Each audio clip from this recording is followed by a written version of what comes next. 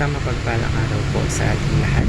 Ako po si Brian D. Mendoza at ito po ang aking daily devotion ngayong araw, November 18, 2024. Ngayong araw po ay meron po tayong panibagong series at ito po ay about harnessing the power of words. Specifically, ang topic po natin for today is about speak to inspire. Ang ating talata po para sa araw na ito ay magaling sa Proverbs chapter 18 verse 21. Sabi po dito, basahin ko po, "The tongue has the power of life, and then and those who love it will eat its fruit." Sa Tagalog po, ang kamatayan at ang buhay ay nasa kapangyarihan ng dila at ang umiibig sa kanya ay kakain ng kanyang utang. Napakagandang talata po. Ngayon po, tayo po ay dadako sa mga katuruan na aking natutunan mula sa talatang ito. Ano po, the tongue has the power to heal. Alam niyo po ba yung isang salita, isang compliment, it can completely turn someone's day around. So, compliments, encouragement, or yung simple pagsabi ng thank you. At sa maliit na mga bagay na yan, it can heal broken hearts or restore relationships. Kumbaga, para siyang superpower na dala-dala mo sa iyo. Na kumbaga, parang superpower na kinikerry ng bibig mo. So, imagine mo na sinasabi mo sa kaibigan mo, I believe in you. Kaya mo yan. Yung small phrase na yun, it can ignite confidence and hope in them. In short, your words can heal emotional wounds and bring peace to tough situations. Ikalawa, the tongue has the power to destroy. Now, ito po yung kabaligtaran. So, words can also be like fire, hurtful, and destructive. Harsh criticisms, gossip, lies can tear people down, ruin reputations, or even destroy relationships.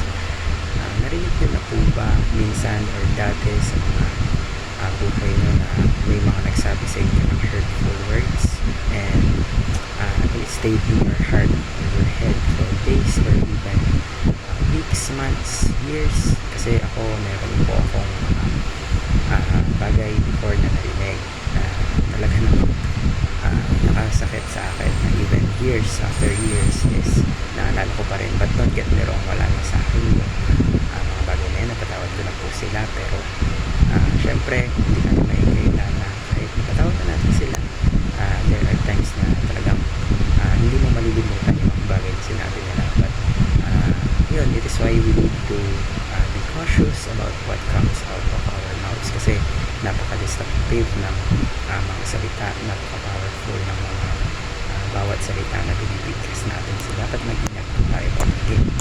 Katlo, people eat the fruits of what they say. So napakalalim po, no? So picture your words as seeds you're planting. So over time, they grow into fruits. Sa maman yan or mabuti, depending on what you sow.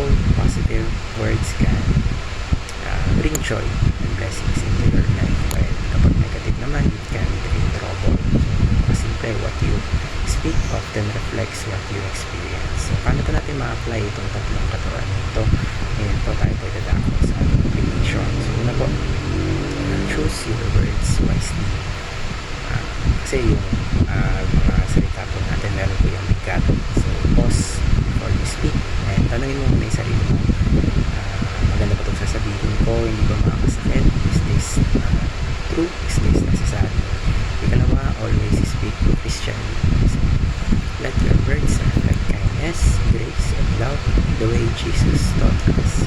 So, speak to uplift, inspire, wag po speak ng with the intent to hurt others.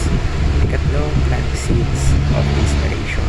So, be intentional about using your words to inspire others. So, share compliments. Compliment mo yung mga kakilala mo. Say encouragements and wisdom. So, maging ikaw yung tao na magsasabi ng mga bagay na to. Kumbaga, it will bring life to others. Ikaw ang maging tao na magiging or gagamitin ng